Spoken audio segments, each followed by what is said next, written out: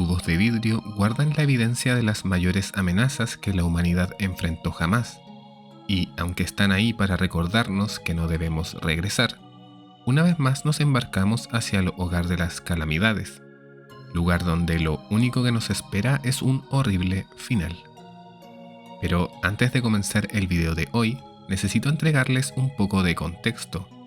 Como sabemos, lo que parecía ser el océano que rodea al mundo conocido, en realidad resultó ser solo un lago dentro del continente oscuro. Si estimamos que los 6 continentes del mundo de Hunter x Hunter son similares en tamaño a los del mundo real, entonces solo el lago Mobius ya es de una escala planetaria, y es por eso que aquí las cosas se hacen muy difíciles de dimensionar. Sin embargo, a pesar de ser tan inmenso, el Dark Continent es un lugar del que sabemos muy poco. Gel nos menciona que se piensa que es de donde se originan las bestias mágicas, Jing le dice a Gon que las hormigas quimera provienen de ahí, y Beyond afirma que hay indicios de que este es el lugar de origen de los ancestros del ser humano.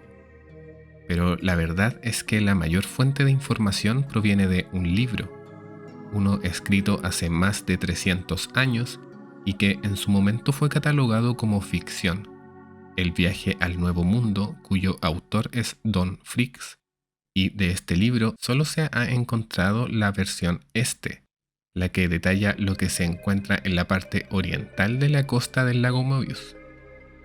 Gracias a esto, la humanidad sabe la existencia de tesoros naturales invaluables, y por eso se ha aventurado en busca de estos en múltiples ocasiones, aunque siempre terminó todo en un rotundo fracaso. Y es que esta tarea es de lo más difícil que puede existir. Solo para cruzar los bordes exteriores del océano, es necesario contar con el beneplácito de los Gatekeeper, la raza de bestias mágicas que actúan como proxy con el continente oscuro. Estas son las que invocan al guía, sin el cual es imposible siquiera imaginar poner un pie en la costa del lago. Este mismo guía es el que hace que en cada uno de los viajes exitosos en su retorno al mundo conocido, la expedición se lleve consigo un souvenir, una calamidad, a modo de recordatorio del por qué este es un destino al que la humanidad no debe regresar jamás. Y el hecho de que llamemos viajes exitosos a los que tuvieron sobrevivientes es otra prueba de lo imposible que es esta misión. Volver con vida es todo el éxito que se puede obtener en realidad, ya que en ninguno de estos viajes la humanidad pudo traer consigo el tesoro natural que fueron a buscar. De 149 viajes documentados, en solo 5 de ellos han habido sobrevivientes, y de los 7.500 expedicionarios que formaron parte de estos 5 viajes, solo regresaron 29, los cuales de por sí no solo contaban con el estado físico de un medallista olímpico, más encima fueron bendecidos con una suerte extraordinaria. Pero que hayan sobrevivido no significa que hayan salido ilesos. De hecho, de estos 29 sobrevivientes, solo 3 lograron pasar las pruebas físicas y psicológicas que acreditaban estar aptos para poder reintegrarse a sus vidas cotidianas. Es decir, solo el 0,04% de los expedicionarios que tuvieron la suerte de estar en alguno de estos 5 viajes exitosos. Viajes que, por cierto, no fueron exitosos solo por mera casualidad, ya que cada uno de ellos fue organizado por una de las 5 naciones más poderosas, las que conforman el B5, y que, irónicamente, hace 200 años hicieron firmar un tratado a todas las naciones del mundo con el fin de asegurar que nadie realizara jamás un viaje hacia el continente oscuro. Ellos mismos no lo respetaron y organizaron estos viajes en secreto, y en cada uno de estos se toparon con una amenaza con el potencial de extinguir a la humanidad, las ya antes mencionadas 5 calamidades. Para hacernos una idea de lo peligrosas que son, Togashi nos presenta la tabla de peligrosidad, la cual consta con categorías desde la A muy alta hasta la E muy baja. Aquí se evalúa según 4 criterios: agresividad, número, fecundidad y daño. Luego de esto se da una puntuación general y animales como osos, tiburones, serpientes venenosas y avispas tienen una puntuación general C, lo que representa criaturas que podrías encontrarte si tienes mala suerte y que podrían ser fatales en el peor escenario. Pero, ¿cómo serían criaturas clasificadas como amenazas mayores? Bueno, Nuestras viejas conocidas, las hormigas quimera, tienen una puntuación general de peligrosidad B, y viendo lo que en poco tiempo fueron capaces de hacer Meruem y compañía, creo que eso nos da una buena idea de la gran diferencia que hay entre una criatura de peligrosidad C y una de peligrosidad B. Todas las calamidades tienen peligrosidad mayor a B, pero bueno, iremos aprendiendo más de la tabla cuando vayamos revisando cada una de ellas, y el orden en el que lo haré es el mismo en el que nos lo relató Jing, ya que tengo la impresión de que este corresponde al orden cronológico de los viajes. En la costa noroeste del lago Möbius se encuentra una escarpada cordillera desde la cual se puede extraer un mineral conocido como el Mujinseki, o roca inagotable. Si ésta se sumerge en agua, genera energía eléctrica, y un pequeño grano del tamaño de una uva es capaz de producir cerca de 20.000 kWh al día. Para poner en perspectiva, eso es alrededor de 1000 veces lo que gasta una casa promedio, o sea, podemos abastecer 1000 casas con solo uno de estos granos, y si extrapolamos, un balde de 10 litros lleno de estas piedritas podría cubrir los requerimientos energéticos de todo un país del tamaño de Chile. Es por esto que la Unión Veguero C organizó una expedición con la misión de obtenerla, pero lamentablemente estos son los terrenos de la primera calamidad de la lista, la bestia que mantiene a los humanos como mascotas, Pap. Y bueno, en la imagen que tenemos de esta criatura no podemos ver su apariencia, ya que se encuentran ocultas en la oscuridad, pero lo que sí alcanzamos a ver es que desde su escondite sale una especie de trompa o tentáculo, el cual se conecta a la cabeza de sus víctimas y a partir desde donde les succiona la vitalidad. La frase que acompaña esta imagen es un intercambio entre la vida y el placer, y si vemos bien los restos de estas personas, queda claro que no parecen estar resistiéndose al proceso, así que es muy probable que la sensación sea muy placentera.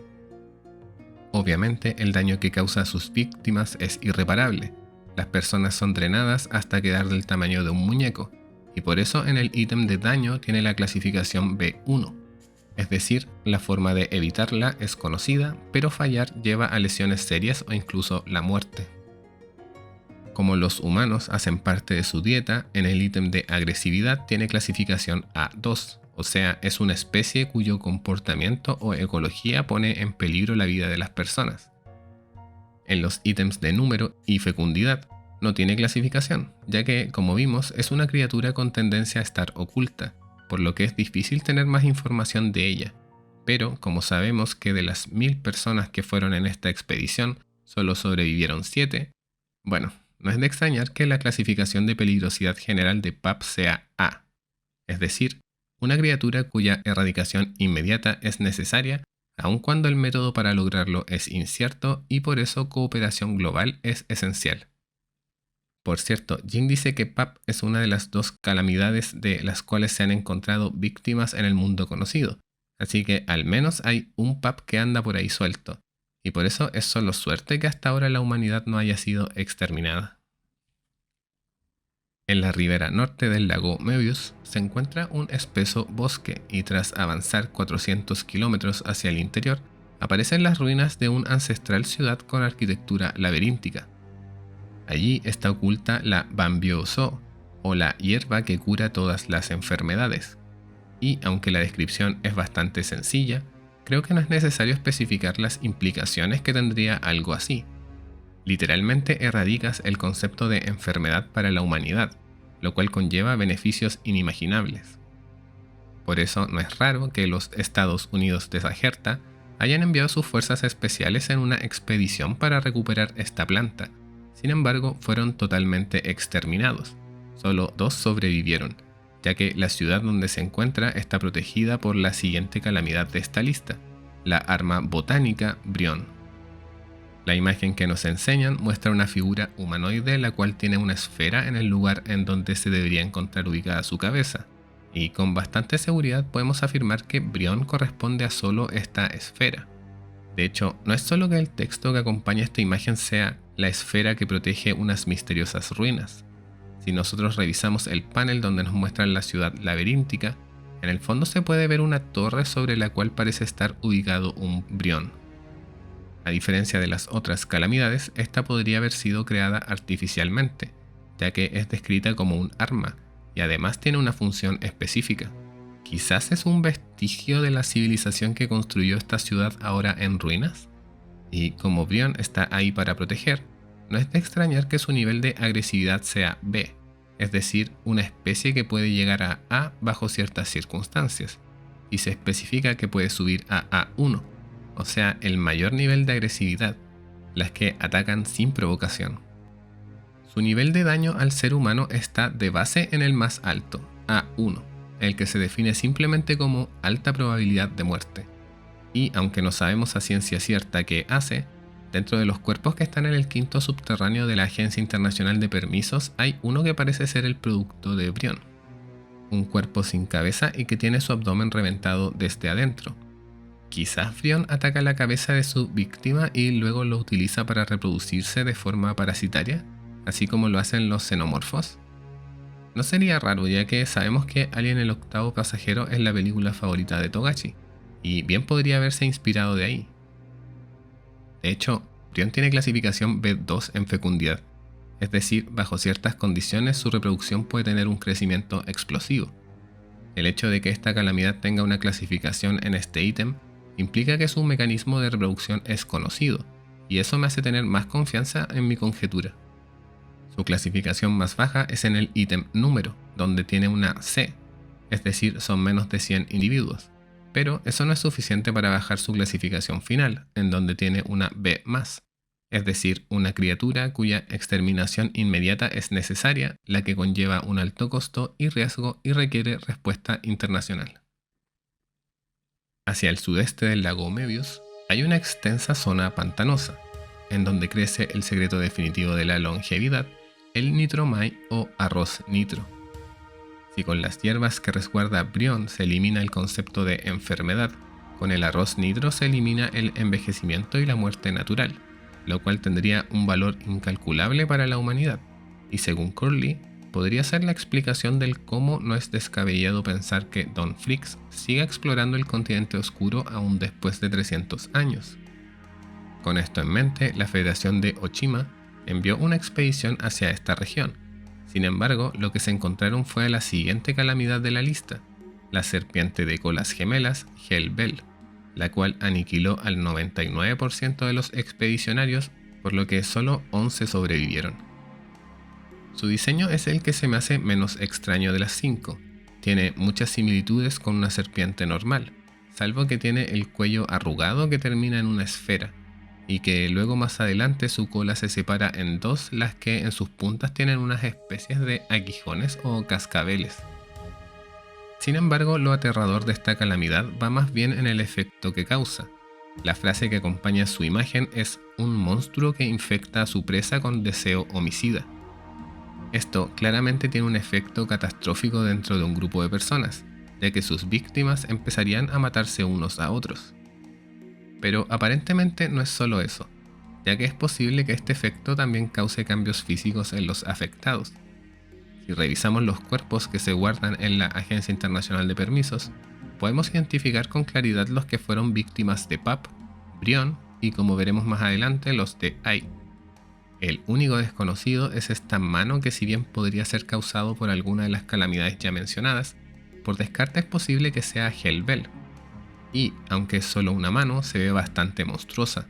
Vemos que a un dedo incluso le salió una especie de boca con colmillos, lo cual podría facilitar el cumplir con este deseo homicida que infecta a Hellbell.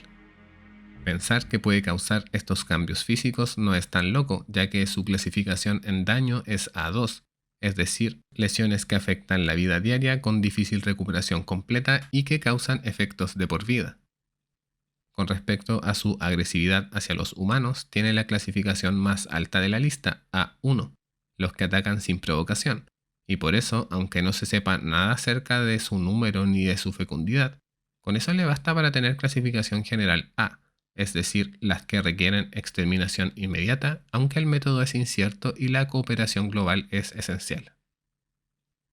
Un poco hacia el oeste de los territorios de Hellbell se encuentra el lugar desde el cual se obtiene el recurso hídrico conocido como el Sangensui o elixir trioriginario. Este se describe como una sustancia madre capaz de servir como base para todo tipo de líquidos, lo cual podría implicar aplicaciones medicinales, químicas e industriales. Es más, hasta podría permitir crear sustancias con propiedades inimaginables, actuando como una suerte de piedra filosofal líquida. De ahí el por qué la República de Minbo le pidió ayuda a la Asociación de Cazadores para intentar obtenerlo, pero como era de esperarse, fue una misión fallida, por culpa de la siguiente calamidad de esta lista, la forma de vida gaseosa Ai. Y en el panel que nos la enseñan, podemos ver que su nombre proviene del sonido que hace esta criatura. Además vemos que es una especie de vapor con ojos y extremidades y que aparentemente se mueven en grupo. Esta calamidad es de las más peligrosas, tiene nivel de agresividad A2, es decir, solo su comportamiento amenaza a muchas vidas. Además su nivel de daño es variable desde B hasta A, o sea, mínimo saldrás con lesiones severas cuyos efectos serán de por vida, y eso será siempre y cuando tengas la suerte de salir vivo para contarlo. Es por eso que, aun cuando se tenía el apoyo de la Asociación de Cazadores, solo hubieron 3 sobrevivientes en este viaje, y no solo eso, todos perdieron la cordura, y quizás la razón sea que ya no eran ellos mismos, puesto que Ai es una entidad que puede en cierto modo poseer a las personas. Esto lo sabemos porque la personalidad conocida como Nánica, que habita dentro de Aluka, proviene del continente oscuro, además que al cumplir sus deseos emite el sonido Ai, es decir, es muy probable que Nánica sea un Ai. Y con respecto a sus efectos y cómo funciona, pues tenemos una buena explicación del poder de Nánica, así que les pido un poco de paciencia porque voy a tener que extenderme un poquito con esto. La habilidad de Nánica permite conceder cualquier tipo de deseo. Para eso solo debes pedírselo y ya. Hasta ahora las únicas limitaciones que conocemos es que si tiene que curar algo debe tocarlo y que la misma persona no puede pedir 2 deseos seguidos, pero nada más. El tema interesante es que luego de que se cumpla un deseo es turno de Nánica de hacer una petición a alguien. Para ello debe conocer el nombre de esa persona y la magnitud de la petición será proporcional al tamaño del último deseo que se cumplió. Nánica realizará peticiones hasta que se cumplan 3 de ellas, o bien se falle en 4 de estas. Si se logran cumplir las 3 peticiones, entonces Nánica podrá conceder otro deseo. Pero si fallas en cumplir 4 intentos, tanto tú como tu persona más amada morirán aplastadas de forma instantánea. Y si el último deseo que coincidió Nánica fue demasiado grande como para ser satisfecho con solo 2 muertes, morirán más personas hasta que el pago sea saldado. Estos sacrificios adicionales son escogidos según la cantidad de tiempo que pasaron con la persona que falló, ordenadas de forma descendente desde el que pasó más tiempo con ella. Además, estas personas tienen la particularidad de que al morir son estrujadas como una toalla en lugar de morir aplastadas.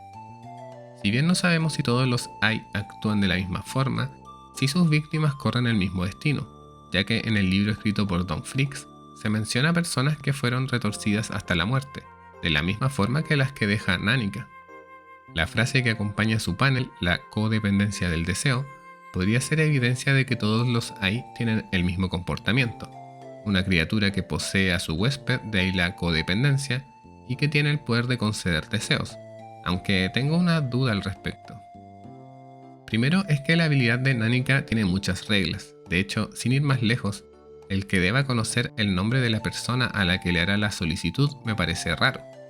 Y a pesar de que sé que existen las bestias mágicas y estas tienen la capacidad de hablar, no me imagino cómo a una criatura salvaje como Ai le sirva esta habilidad en su día a día en el continente oscuro, si para causar su efecto debe conocer el nombre de su objetivo. Por eso tengo la pequeña teoría de que codependencia del deseo tiene otra explicación, y es que codependencia y deseo se me relacionan con una forma de amor. De hecho, Ai está más relacionado con el amor de lo que se menciona normalmente. No solo la palabra amor se dice Ai en japonés. Como ya vimos, al fallar en cumplir con su solicitud, tanto tú como tu ser más amado son los primeros en morir, y luego está la otra regla que no he mencionado aún. Killua es el único que puede hacer peticiones a Nánica sin tener que pagar nada a cambio. ¿Y por qué es esto?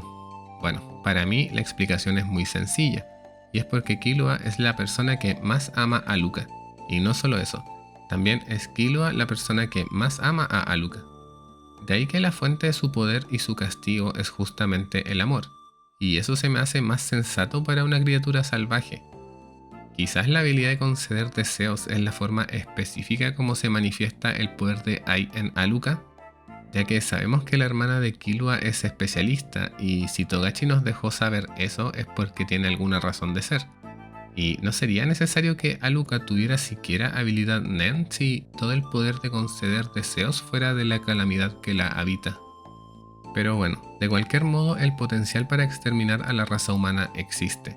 En particular con Nanika solo bastaría con pedir que cumpla un deseo extremadamente difícil, algo así como hacer desaparecer alguna entidad del continente oscuro o traer algo desde allá. Me imagino que luego de cumplir eso, las peticiones serían tan imposibles de satisfacer que se fallaría, y consigo serían exterminadas millones de personas y por eso no es de extrañar que su nivel de peligrosidad general sea A, la más alta de todas. Directamente hacia el sur del mundo conocido se encuentra la región en donde crece la planta alquímica Metalión. De este tesoro no sabemos nada, pero si tomamos como precedente los que fueron a buscar en las expediciones anteriores, podemos inferir que seguro tiene el potencial de causar una revolución científica y tecnológica.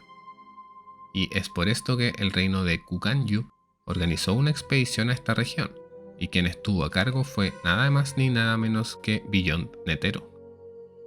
Este lograría asegurar esta planta, sin embargo, de regreso al barco tomó una ruta no explorada, en la cual se encontraron con la quinta calamidad, el mal de la inmortalidad, la enfermedad Sobae. Por culpa de esto, no solo la planta se marchitó, sus fuerzas fueron diezmadas de forma importante, y por ello solo 6 regresaron al mundo conocido, aunque uno de estos ya no sería humano, ya que contrajo esta enfermedad. Este pobre cazador ahora pasa sus días encerrado en el subterráneo de la Agencia Internacional de Permisos, donde ha estado los últimos 50 años sin consumir ningún tipo de alimento, o bueno, no uno que se considere de consumo humano. Y es que ocurre que esta enfermedad no permite morir a su afectado, y por eso se ha estado autosustentando consumiéndose a sí mismo. La frase que acompaña este panel, desesperación infinita disfrazada de esperanza, creo que encarna bastante bien lo que esta calamidad causa. Con respecto a su clasificación de peligrosidad, con la enfermedad Sobae pasa algo interesante, y es que hasta ahora se han clasificado las calamidades como especie. Sin embargo, particularmente para Sobae, lo que se clasifica es a un paciente infectado con esta enfermedad. De ahí que en número tenga categoría E, es decir, un individuo, estamos hablando de un infectado. En daño tiene categoría B2, efectos de por vida, y en fecundidad tiene B2 también, o sea, bajo ciertas condiciones puede tener un crecimiento explosivo. ¿Soy solo yo o esto suena como un apocalipsis zombie? El nombre Sobae claramente tiene esa intención. Imaginémonos el típico zombie clásico, solo que este no puede morir de ninguna forma, ya que su regeneración es instantánea. Aterrador, ¿no? Bueno, la única buena noticia es que su agresividad es solo C1. O sea, diferentes individuos tienen diferentes niveles de agresividad. Pero también se indica que bajo ciertas condiciones puede subir a A2, es decir, que su sola existencia pone en riesgo muchas vidas. Y por eso, finalmente, su nivel de peligrosidad total es B+. Y de nuevo, les recuerdo que esta clasificación es solo para un individuo afectado con Sobae. Este compadre que tienen encerrado acá tiene mayor nivel de peligrosidad que toda la especie de las hormigas quimera. Realmente una locura. Bueno, con eso terminamos de revisar las 5 calamidades, pero el video aún no está ni cerca de terminar. Y es que en la tabla de peligrosidad también se menciona el ser humano, y creo que vale la pena mencionarlo porque me parece muy divertido. El ser humano como individuo tiene E en número, obvio, es una persona, pero como nación es A, la que se describe como cada nido, portador o grupo cuenta con al menos 10.000 individuos. Un individuo en fecundidad tiene categoría C, la que se describe como similar a la del ser humano, aunque como nación se menciona que también puede llegar a B, la que bajo ciertas condiciones específicas puede tener un crecimiento explosivo. Con respecto al nivel de daño, un individuo varía desde E, daño que se recupera en días, a B, daño que se sabe cómo evitar, pero en caso de fallar puede causar muerte.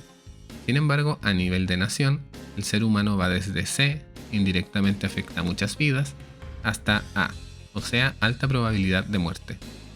Y esta parte es la que me da más risa. A nivel de agresividad, un individuo se clasifica como C, diferencias individuales, pero una nación está clasificada como B, es decir, puede atacar sin provocación bajo ciertas condiciones. Y bueno, ¿cómo queda la puntuación general? Pues para un individuo su nivel de peligrosidad total es C, la misma que osos, tiburones, serpientes y avispas. Pero para una nación su nivel de peligrosidad varía desde B+ hasta A-, o sea, estamos al nivel de una calamidad. Esta es la típica crítica social de Togashi, que siempre mete cuando puede, pero que nunca pasa de moda. Y bueno, ya revisados los seres humanos, aún hay un par de cosas que les quiero comentar. Y esto lo dejé para el final porque son más teorías que otra cosa, y si bien casi lo dejo fuera, sé que a algunos de ustedes les divierte y por eso voy a mencionarlo. Lo primero tiene que ver con cierto viaje no documentado y cómo fue que Ai llegó a poseer a Alluka. Ocurre que, gracias a Jing, sabemos que Netero fue en un viaje no documentado al continente oscuro acompañado por sus amigos Sig Soldic y Linne Oxdeva. Y este viaje se nos menciona justo después del que organizó la República de Minbo junto a la Asociación de Cazadores, expedición en la que se encontraron con Ai y en la que justo hubieron 3 sobrevivientes. Sospechoso. Además, el propio Netero menciona en un video que estuvo 2 veces en el continente oscuro. Entonces, ¿qué es lo que quiero decir? Bueno, mi teoría es que los 3 sobrevivientes del viaje al continente oscuro de la República de Minbo son los mismos 3 que mencioné anteriormente. Esto explicaría el por qué Netero viajó en 2 ocasiones y por qué Ai habita en un Soldic, ya que en ese viaje regresaron con una calamidad y lo más lógico es que este Ai sea el que está dentro de Alluka en este momento. ¿Por qué se cae mi teoría? Bueno, porque se menciona que los 3 sobrevivientes de esa expedición perdieron la razón, pero esto igual podría ser una exageración. Además sabemos que estos viajes fueron hace alrededor de 100 años. Durante el arco del 13º presidente vemos a Linne y aunque está muy avejentada se nos menciona que no decía una palabra hace más de 5 años y cuando queda fuera de la votación y finalmente habla, menciona que preferiría que Netero reviva y vuelva a ser presidente. Esto no suena a algo que diría una persona muy cuerda, ¿no? Por otro lado, Sig no lo hemos vuelto a ver, o quizás sí. Bueno, yo pienso que el personaje que se conoce normalmente como Maja en realidad es Sig, pero eso lo detallaré con más detalle cuando haga mi videito de los Soldic. Por ahora lo que quiero decir al respecto es que yo creo que Sig contrajo a Ai como parásito sin saberlo. Luego lo pasó a su descendencia, pero estos al ser Soldic fueron lo suficientemente fuertes como para contenerla sin que ésta se manifestara, y así hasta que llegó a Alluka, un hijo más débil donde la calamidad se manifestó. Y si Sig perdió la razón y no dijo nada de su encuentro con Ai, eso explicaría el por qué los mismos Soldic estarían tan sorprendidos de ver este poder, ya que nunca antes se presentó en la familia, puesto que se mantuvo contenido sin que se dieran cuenta. Bueno, la segunda especulación que les tengo preparada es un poco más loca y tiene que ver con Helbel. Ocurre que está la teoría de que la conocida como Morena Prudo podría estar relacionada con esta calamidad. Un monstruo que te infecta con deseo homicida. La habilidad de Morena se activa mediante el intercambio de saliva y esta te incita a asesinar gente para subir de nivel. Esto podría ser solo una casualidad, pero hay un detalle interesante. Borgsen le menciona a Morena que nunca ha considerado matar a alguien, pero justo después de que se dan el beso cambia de parecer y ahora está convencida de que encontró a alguien que tiene que matar. Bueno, si le sumamos esta situación a estos paneles bien creepy que nos dibujó Togashi, entiendo un poco de dónde viene la teoría. Además, sabemos que Morena descubrió su habilidad con el tiempo. No es algo que ella haya creado a propósito. Sí sabemos que le fue poniendo reglas como especialista que es. Quizás su Etude of Love es la forma como se manifiesta el poder de esta calamidad en ella, así como la habilidad de cumplir deseos de Alluka es la forma como se manifiesta la calamidad Ai en ella. Bueno, Honestamente no creo que sea la idea, pero si Togashi quisiera relacionar esta calamidad con Morena, creo que podría hacerlo fácilmente. Además, con lo involucrado que está Beyond con Kakin y sabiendo que no hemos visto los efectos de Hellbell en el mundo conocido, bueno, no es tan alocado pensar que el netero la capturó y la introdujo en la joven Morena para causar caos. Y eso, ¿qué opinan de estas teorías? Muy locas, ¿o no? Bueno, déjenlo en los comentarios. Ciertamente el concepto de calamidades me parece muy fascinante. De hecho, mientras que reflexionaba en la ducha acerca de este video, se me vino a la mente algo. Creo que Togashi las pudo haber creado a partir de las formas en cómo la humanidad se autodestruye. O sea, Pap representaría la autodestrucción por la búsqueda del placer, Hellbell por la agresividad, Ai por la codependencia, esta forma enfermiza del amor, Sobae por el deseo de autopreservación y consecuente aislamiento, y Brion, bueno, esa no es tan fácil de ver, pero como recuerda una ciudad laberíntica me da la impresión de que representa la autodestrucción por culpa de la curiosidad. No por nada Brion ataca la cabeza de su víctima, el lugar donde está su mente. Pero bueno, quizás me fui en la ola más de la cuenta con las reflexiones en este video. Espero que les haya parecido divertido al menos. Si les gustan las calamidades o el manga de Hunter x Hunter en general, los invito a dejarme un like, suscribirse y activar la campanita de notificaciones. Muchas gracias a todos los que ven, comparten, comentan y en especial a los que aparecen en pantalla. Sepan que sin ustedes nada de esto sería posible. Se los agradezco de corazón. Nos vemos en el próximo video y recuerden que un cazador siempre debe cazar algo.